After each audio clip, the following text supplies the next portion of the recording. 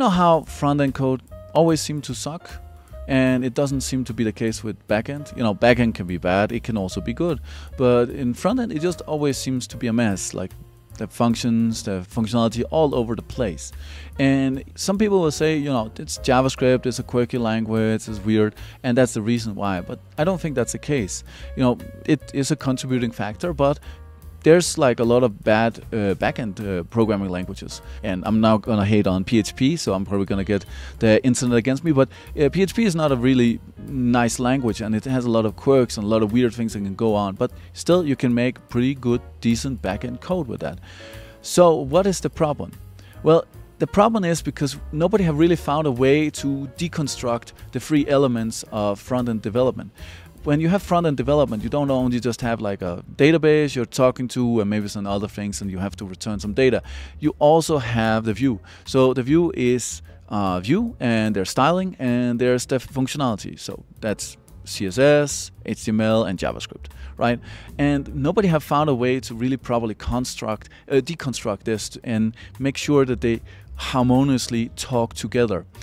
Tailwind made some quite significant waves in doing something completely different, because what they did was they decided to say, hey, this separating view and styling doesn't really make sense, and so they just combined them.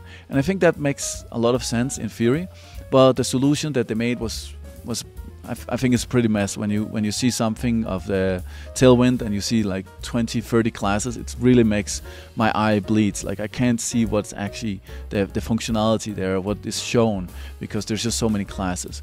Now, if you maybe make it with styles, I would say actually, I know it is a heresy, but if you actually just make styles in HTML, it kind of makes a lot more sense, because now you can see what is actually happening there.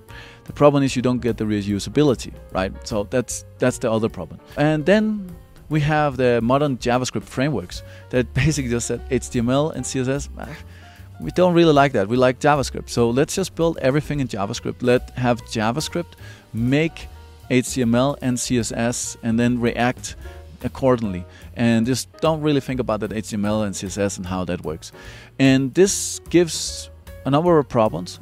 The main thing is that it's very complex, because now you suddenly have multiple states, you have multiple things happening, and it just makes things very complicated.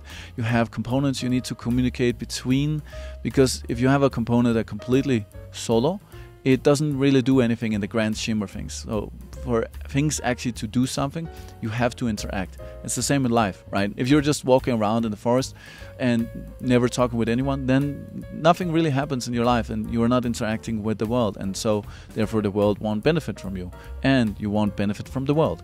So you need to be able to communicate, but the kind of structures we have in modern JavaScript frameworks doesn't really do that well. Now, the good thing about the modern JavaScript frameworks is that we get reusability. We have Vue.js and React components that we can just reuse, and we have really good packages and like very nice things like Vuetify, where you just basically put it in and you get like a beautiful designed interface right away, and you get a lot of things for free. So the core problem is still that we have these three different components: Vue, that is the HTML, CSS, the styling, and the JavaScript, that's the functionality, that needs to somehow communicate together. And we just haven't found a good way. And I have no solution for you. So this is just unfortunately how it is.